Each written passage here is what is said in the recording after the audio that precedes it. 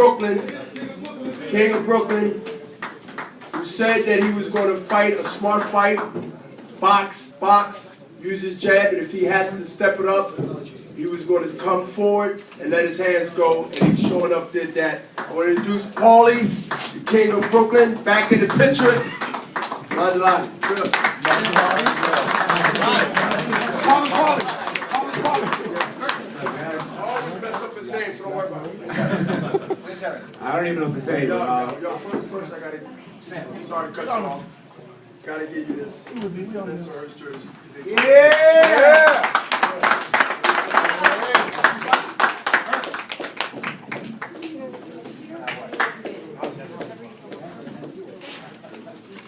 Bragging rights there, boy. Yeah! I'll thank Golden Boy, Al Heyman, my team, Anthony Canzaro, Steve Bash, Eric Brown, Orlando Carrasquillo, Vincent Calloway, Peace Ferraza. But, you know, and I don't know. I mean, I'm happy. You know, I'm looking forward to big fights. I want the winner of next week's fight with that bitch ass Adrian Ball. Whoever wins that fight, I definitely want a shot because, you know, in my opinion, they're fighting for a title that belongs to me. I don't believe I should have lost that fight. Adrian took the title because they gave it to him, and so now he gets to defend it. So, you know, I deserve a shot at my old title back. So for starters, I would definitely be interested in the winner of that fight. Plan on working it. Hopefully I get these stitches out before then. You know, but I know I'm not usually at a loss for words, but I don't know what else, how much more there is to say. You know, this wasn't a real trash talking kind of promotion, so you know it was good to get the win, but at the same time it was you know, it was bittersweet because you know Zab Judah was a guy that I looked up to for a lot of years. You have many boxing heroes growing up, you know, people that you look up to on the way up. You know, you have your peers, you have people you see in the gym. You know, you have Junior Jones in there. He used to kick my ass every day in Gleason's gym when I first started. You know, but you know, guys like that, you know, you always look up to the elder statesmen, and so Zab was, you know, he's still active. Obviously, we had to fight, but he was still one of the elder statesmen that I looked up to. So the win was bittersweet, but it was good. It felt good to get the win. It felt good to win the Battle of Brooklyn, and it felt good to have these bragging rights and to move on to bigger, better things. You know, and that's it. So, what did you think about the judges? I didn't hear the scorecards. I didn't even. What were the scorecards? You've had the last two fights you've had here. You were very. I mean, I don't think you could get this. I don't think you could get this one wrong. I mean, I don't. You know, I think it was pretty clear I won the fight. So I mean, I'll admit the Broner fight was close. You know, so you know, I mean, but I still felt I won it. I mean, if you couldn't have scored this fight for me, then you need to be walking with one of those canes with the red color on the end of it, you know. So I mean, there's really nothing to say about the judges for this fight, you know. But so good. Thanks, man. Congratulations, Paulie. If you don't get a shot to win your old belt back against the winner of the fight between Adrian and Maidana next week, you have a very deep weight class. Golden Boy promotes many of the top fighters in that division. Sean Porter won a title tonight. There's other guys. What would you like to do if you can't get that fight? Whoever brings the most money. I just want to get paid, man. I've been doing this too long. I just, you know, I want the opponents that bring big fights and money to the table. I don't know. I mean, the welterweight, you said it yourself, the welterweight division is pretty stacked. So, you know, there's a lot of big names with a lot of potential there. You know, I'm one of them, but. You know, you can mix and match the welterweight division and make a lot of money. You know, I think it's probably the most talent-stacked division in boxing right now. So, you know, I mean, my personal preference is the winner of the Broner Maidana fight. But, you know, we get a big fight or a title fight or a big money fight, I won't be complaining. You know, so I know I got a good team behind me now. So, you know, I've now that I'm fully back. Willing to fight again, you know. After the Broner fight, I wasn't really convinced I wanted to do this again, you know. I told my guys, you know, I'm not sure I'm gonna fight again. So now, you know, with a win like this, obviously, it's kind of full steam ahead. And you know, I'm looking to see who's out there in the welterweight division that I can mix a match with and make some money and continue to, you know, show that I'm still a world-class fighter even at my age. Paulie, congratulations. Paulie, is this your biggest victory to date? Nah, it's not my biggest victory, but it's a satisfying win. You know, I've had some good wins in my career. You know, a lot of times I've been with my back to the wall, and as far as my life expectancy on a world-class level has kind of been questioned. And there's been fights where I go into these fights and I need to win in order to remain at a world-class level. And I kind of always, you know, when my back is to the wall, I perform. You know, I've been in these kind of situations before where, I mean, realistically, I lost the Broner fight competitively, but 2 losses in a row would have kind of eliminated me from world-class, from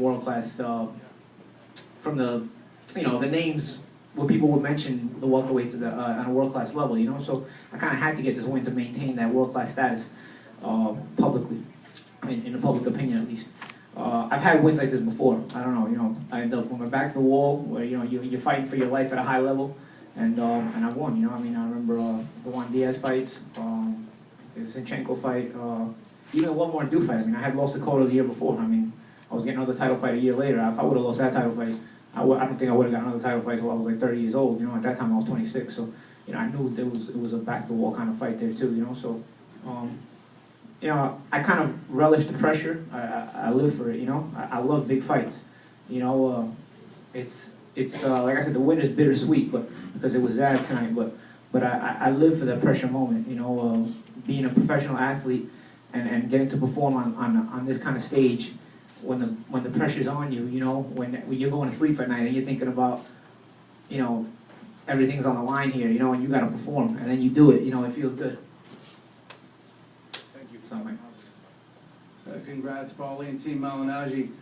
2 questions. One, did Zab bring what you expected him to bring, or maybe a little bit less? Did you maybe expect to see combos that never came, number 1, and then number 2, can you give us a technical assessment of what you did to get this win? I felt Zab doesn't fight well going backwards. He's a big puncher. We all know he's a big puncher, a pretty good puncher. But he's a big puncher when he gets his forward momentum going. You know, you put Zab on his back foot, he's not punching as hard, he's not punching as confidently. So I felt like if I get that head movement, keep him missing, keep him guessing on which way I'm going, and keep throwing those sharp counters when he does want to get off, it'll make him hesitant.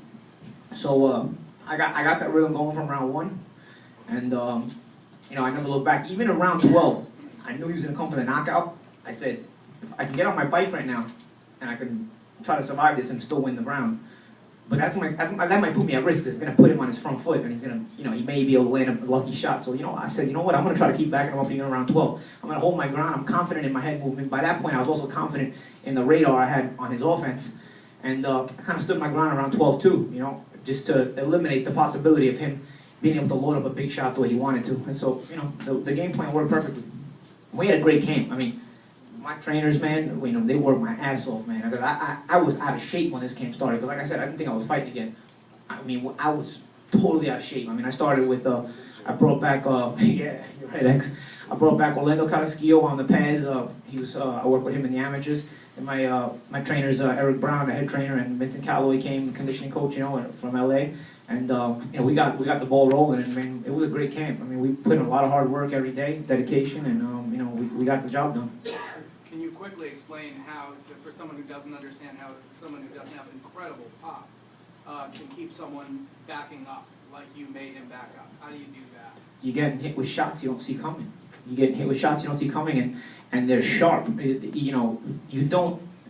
Gloves are 8 ounces, man. I mean, whether somebody can punch or not, the grown man hits you with 8-ounce gloves. Like, you know, the media's a funny. You know, the people in the media are funny when they talk about punching power, non-punching power. I'll put everybody in this room for a round with me with 8-ounce gloves, and I'll knock every single one of you out. Every single one, less than a round. Every single one, less than. Well, not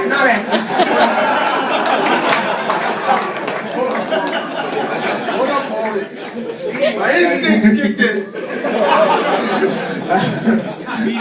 Sorry, I forgot X was behind me.